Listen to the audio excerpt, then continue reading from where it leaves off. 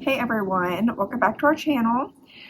So, Caroline has made it to Boston. So she has been transported to the Boston Children's Hospital, and they're going to do her surgery here. And we are super excited about it because they are #1 in the world for the esophageal atresia, which is what Caroline has. So it has been a busy night and busy day. She got here yesterday, and it was a little after 7 o'clock that she got here, and they right away started her on an IV and did a lot of blood work. And then today we have our consultations with all of her teams, and then tomorrow she gets her CT, and we should find out in the next day or two when her surgery is going to be. So I will just show you guys what I recorded, and our stay here is going to be for several weeks. So I'll just keep you guys in the loop and updated when we find stuff out. So after only getting about 3 hours of sleep, because I am a procrastinator, we left for Norton's Children's Hospital because I wanted to go ahead and say bye to Caroline before I went to Boston. So she was snoozing when I got there, and she loves sleeping on her belly now, so that is how she was sleeping.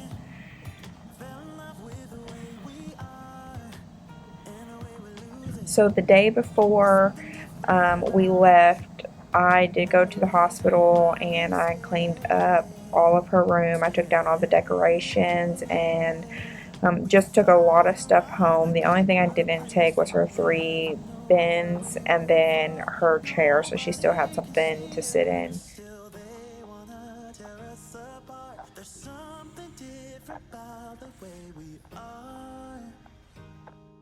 So I got to the airport around 8:30 a.m. and that is the plane that took us to Washington, D.C. because that was our first layover. And it was a pretty comfortable flight. We didn't sit in the back, so we didn't really experience much turbulence.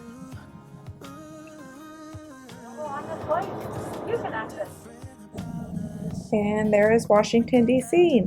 So we actually used to live in Maryland, and my dad would play football right there on the grass in Washington, D.C. So I thought it was kind of cool and nostalgic just to think back about that time period when we were smaller and we used to live over here.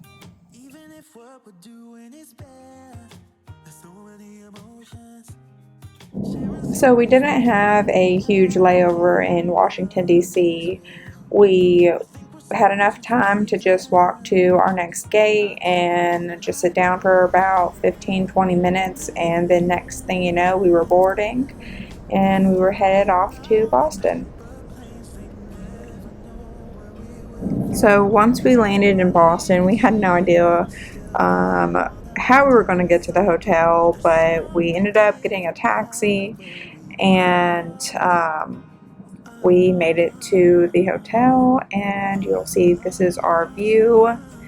So it's super pretty, and that is part of Boston. So once Caroline got here, it was pretty busy, pretty fast, and this is actually her first stroller ride, and she's already 6.5 months old, so it just blew my mind. And this is where she stayed for a couple days before her surgery, and for her surgery after it, she has to go to the ICU for several weeks. So she'll come back up here once her second surgery is complete. Might not be this room, but she'll be on that floor. And that is our little area that we are working with. So it's really not too bad. It's pretty comfy for a hospital room. So they have been taking great care of her, and we are just so thankful to be in Boston and getting the best care that Caroline can get.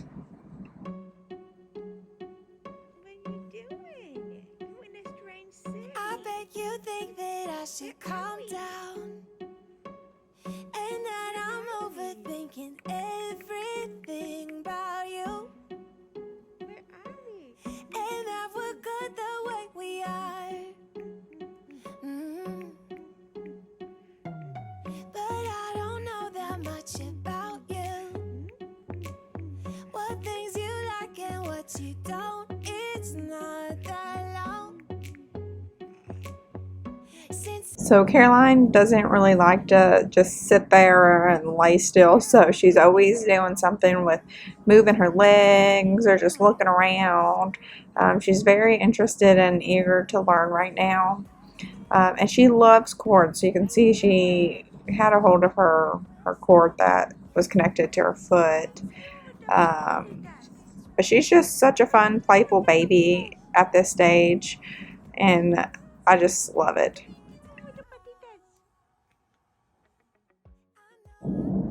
And it's really interesting the differences between hospitals. So I've never seen this before with her G2, but they have this little secure tape thing to secure it down so she doesn't rip it out. And so far she's been good about not ripping out her G-tube.